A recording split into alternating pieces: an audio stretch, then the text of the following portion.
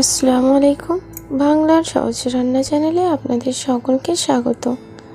আশা করছি আপনারা সকলেই খুব ভালো আছেন। আজকে আমি আবারও আপনাদের কাছে খুব মজার একটা রেসিপি নিয়ে চলে এলাম। আজকে আমি আপনাদেরকে তৈরি করে দেখাবো পুকুরের চিংড়ি মাছ দিয়ে ঢ্যাঁড়স আলুর রেসিপি। তো তার জন্য কিন্তু আপনাদেরকে আমার এই ভিডিওটি প্রথম থেকে শেষ পর্যন্ত দেখার জন্য অনুরোধ রইল। তো রেসিপিটা তৈরি করার জন্য এখানে আমি 500 গ্রাম ঢ্যাঁড়স নিয়ে নিয়েছি। ঢ্যাঁড়সটাকে খুব ভালো করে ধুয়ে পরিষ্কার করে নিয়ে মিডিয়াম সাইজ করে কেটে নিয়েছি। আর নিয়েছি মিডিয়াম সাইজের 2টো আলু, লম্বা লম্বা সরু সরু করে কেটে নিয়েছি। টমেটো, পেঁয়াজ কুচি, যা যা উপকরণ নেওয়ার সেটা আমি নিয়ে নিয়েছি। তো রেসিপিটা শুরু করার জন্য আমি গ্যাস জ্বালিয়ে একটা কড়া বসিয়ে নিয়েছি। কড়ার মধ্যে নিয়ে নিলাম পরিমাণ মতো তেল। তো সবার প্রথমে আমি এখানে ঢ্যাঁড়সটাকে ভেজে নেব, তাই তেলের মধ্যে দিয়ে দিলাম স্বাদ মতো লবণ আর অল্প একটু হলুদ গুঁড়ো।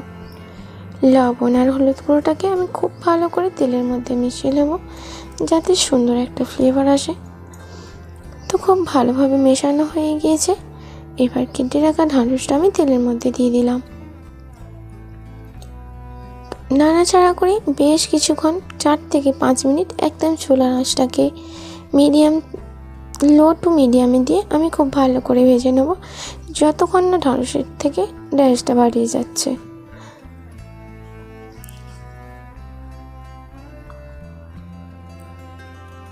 তো আমি বেশ কিছুক্ষণ নাড়াচাড়া করে ঢ্যাঁড়সটাকে ভালো করে ভেজে নেব, আর একদম সুন্দর একটা ঢ্যাঁড়সের কালারও চলে আসবে।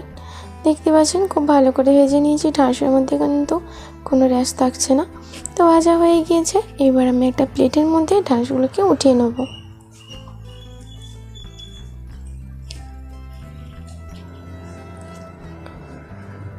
তো সবটা আমি প্লেটের মধ্যে উঠিয়ে নিলাম।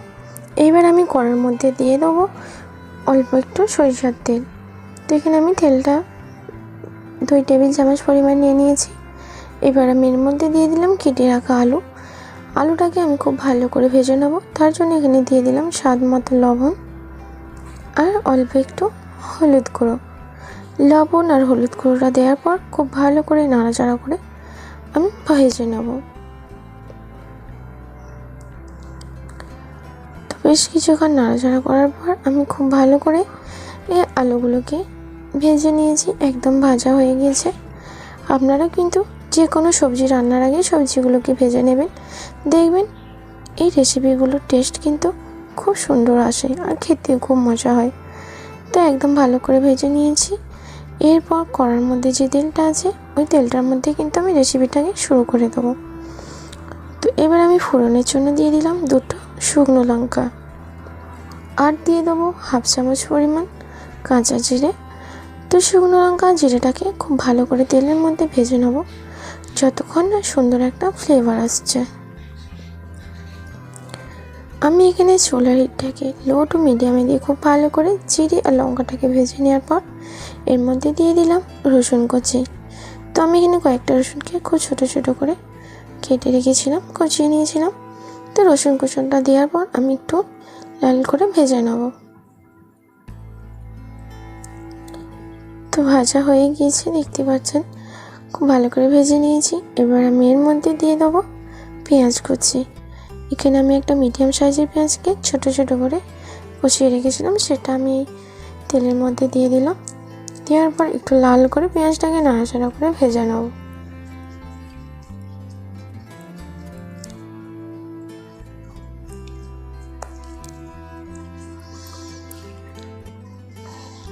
বেশ কিছুক্ষণ নাড়াচাড়া করার পর পেঁয়াজটাকে আমি খুব ভালো করে ভেজে নিয়েছি।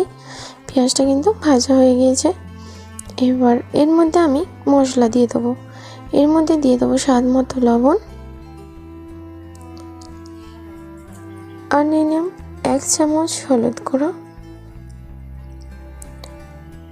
1 চামচ লঙ্কার গুঁড়ো। তো এখানে আমি 1 চামচ লঙ্কার গুঁড়ো দিয়েছি, আপনারা লঙ্কাটা বুঝে দেবেন যে যেমন পছন্দ করেন। তো এইবার আমি দিয়ে দিলাম 1 চামচ ধনে ও জিরে গুঁড়ো। ধনে আর জিরে গুঁড়োটা আমি বাড়িতে তৈরি করে রেখেছিলাম। তো শুকনো কড়ার মধ্যে ভালো করে ভেজে গুঁড়ো করে পেস্ট করে রেখেছিলাম, তো সেটা এখানে দিয়ে দিলাম। তো মশলাটাকে ভালো করে কষিয়ে নেব। তো এর মধ্যে এবার দিয়ে দেবো কেটে রাখা টমেটো। টমেটো কুচিটা দেওয়ার পর কিন্তু আমি মশলার সাথে খুব ভালো করে কষিয়ে নেব। তো টমেটোটাকে কষানোর জন্য এখানে আমি একটু পানি অ্যাড করে নেব, কারণ মশলাটাও কিন্তু একদম ছুঁয়ে যাবে। তো সেই জন্য এখানে অল্প করে একটু পানি নিয়ে নিলাম, আর মশলাটা বসে গেলে কিন্তু তেতো লাগবে। তো যাই হোক, আমি এখানে অল্প একটু পানি অ্যাড করে নিয়েছি, নিয়ে ভালো করে টমেটোটাকে কষিয়ে নেবো মশলার সাথে।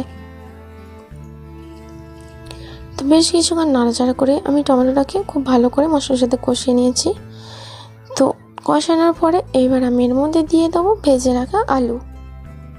ভেজে রাখা আলুটাকেও কিন্তু আমি মশলার সাথে বেশ কিছুক্ষণ 4 থেকে 5 মিনিট খুব ভালো করে কষিয়ে নেব।